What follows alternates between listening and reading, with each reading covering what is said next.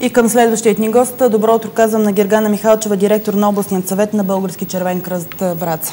Добро утро. Добро утро. Поводът, за разлика от другите пъти, когато сте ни гостували в нашото студио, не е приятен. Днес е ден на национален траур. И директно към въпроса, да не губим време, имаме зрителски запитвания. Събират ли се дарения при вас, с които да бъде по някакъв начин оказана помощ на хората в бедстващите райони? Бих искала да благодаря на всички зрители, които се интересуват и искат да помогнат, да бъдат съпричастни. Но трябва да кажа, че към момента не се събират дрехи в Български червен кръст Враца. Изобщо в цялата страна няма обявена такава кампания. Бих искала да популяризирам номера, краткия номер на Български червен кръст 1466 с един СМС. Всеки, който иска да помогне, може да изпрати такъв СМС и да бъде сигурен, че левчето ще бъде използвано по предназначение. Може би трябва да кажа защо не събираме дрехи. Не събираме дрехи, защото няма нужда от тях. В момента всички гледаме телевизия, знаем каква е ситуацията в Добрич, в Варна, частично в Велико Търново и в Габрово. Видяли сте хората, те всъщност имат нужда от почистващи препарати, от хигиенни средства, от средства за почистване като кофи, ръкавици и така нататък. Сигурно имат нужда от още по един кат, да се казва, дрехи, но не от това е голямата нужда. Няма смисъл да се затрупват те, както беше в Бисер, с тонове дрехи, които след това бяха изхвърлени. Ако хората искат да бъдат полезни и са причастни, 1466 е номера, на който тяхното левче ще бъде използвано по предназначение. Всъщност, първите часове, в които бяха събрани дрехи от цялата страна, са били напълно достатъчни, защото на нас не е ясно, че когато един човек е изгубил дома си, няма покрив над главата си, не му трябва цял гардероб с дрехи, просто нещо да облече, за да може да посрещне следващият ден и да се справи с това, което го очаква. Почистването най-вече. Точно така, те трябва да приведат на първо време домовете си в вид, в който могат да се обитават. Това е за къщите, в къщите, които могат, които не са пострадали като цяло, а другите, които са разрушени частично или напълно, просто трябва да бъдат изградени наново. Така че тепърва тези хора имат нужда от подкрепа, всякакъв вид, преди всичко материална, защото с пари може да се вземе всичко, от което те имат нужда. Но ако хората пък нямат възможност да изпратят СМС на 1466, могат да изпратят други такива средства, препарати или материали, от които те имат нужда, но не е по-лесно. Не е по-лесно от изпращането на един СМС и е по-скъпо дори. Ангажирате ли се да бъдете посредник, ако някой има възможност с вода, някакви дълготрайни хранителни продукти, почистващи препарати, било то и лопати и ръкавици, защото знаем, че всъщност в момента това са едни от основните неща, които се използват за разчистването на калта и тинята? Ами да, бих се ангажирала, въпреки че също логистиката е сложна, но бих се ангажирала, ако хората имат почистващи препарати, кофи, лопати и всичко подходящо с оглед на това, което виждаме, че се случва в района на Добрич и на Варна. Областният съвет на Български червен кръст Враца поема отговорността да достави тези материали на място. Защото знаем, че за съжаление не само Варна, Добрич, Велико Търново... Да, Велико Търново, Габрово, но за хранителни продукти не. Колегите събират на място.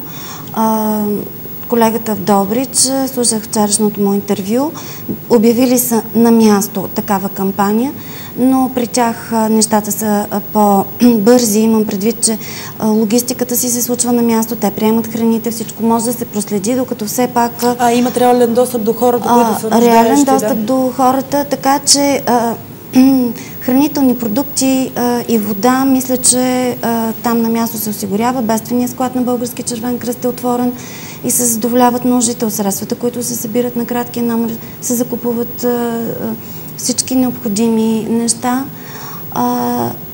Така че към момента това е което се прави.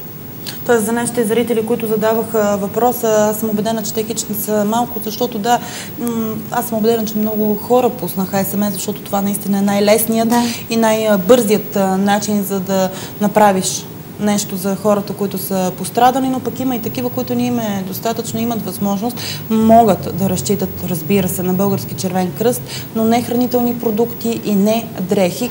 Има и друг начин, който трябва да спомена. Ако има хора с по-големи финансови възможности и смятат, че един СМС не е достатъчен, за да се помогне в тази кризисна ситуация, има разкрита банкова сметка в Уникредит. Може би не трябваше да казвам банката, но ако и това не могат да направят, Български червен кръст отново се ангажира сумата да бъде приета от нас в офиса на Български червен кръст, а ние да я преведем по сметката, открита специално за дарението, за наводнението.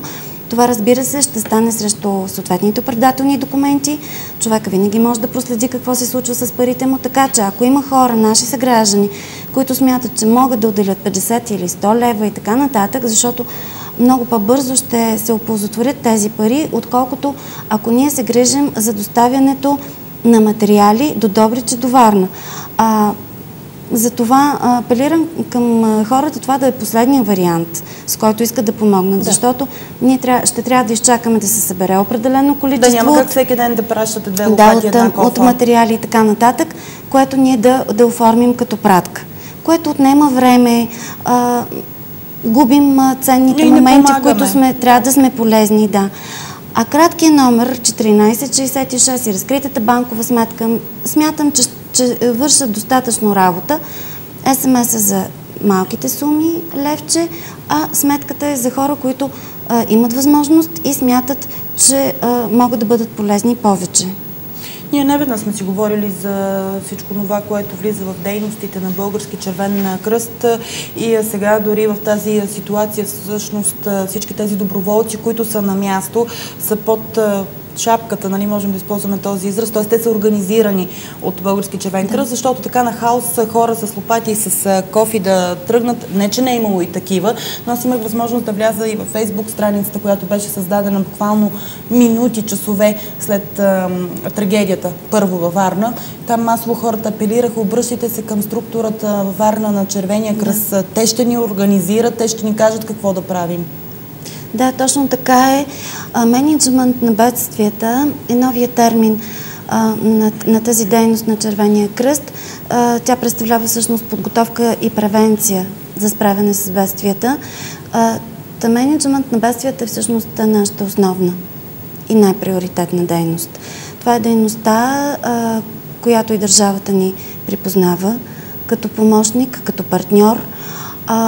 Знаете, че ние поддържаме бедствени резерви, подготвяме доброволни формирования, обучаваме населението за справяне. Да. Но, Яница, на мен ми се струва, че много малко се говори за превенция. Изобщо в нашата страна малко се говори за превенция. Как да не стигаме до тук? Или не просто се говори, може би се говори, но не се прави нищо. Било в здравеопазване, за превенция на социално значими заболявания, било в случая за превенция на бедствието. Защото ако ние си бяхме свършили, ние имам предвид обществото, работата, аз съм убедена, че последиците от това наводнение нямаше да са такива. Ние, разбира се, не можем да спрем природните стихии, не можем да влияем на природата. То дъжд вали, да ви кажа, на други места по света. Да, за съжаление и земетресенията, пластовете се местят. Торнадо нямаше до сега в България, в Созопол видяхме онзи ден и торнадо. Тоест, ние не можем да се преборим с природата, но можем да бъдем по-подготвени или можем да намалим риска. Какво значи това? То вече звучи като клише и звучи като празнодумие, но всъщност има много голям смисъл. Да се почистват коритата на реките.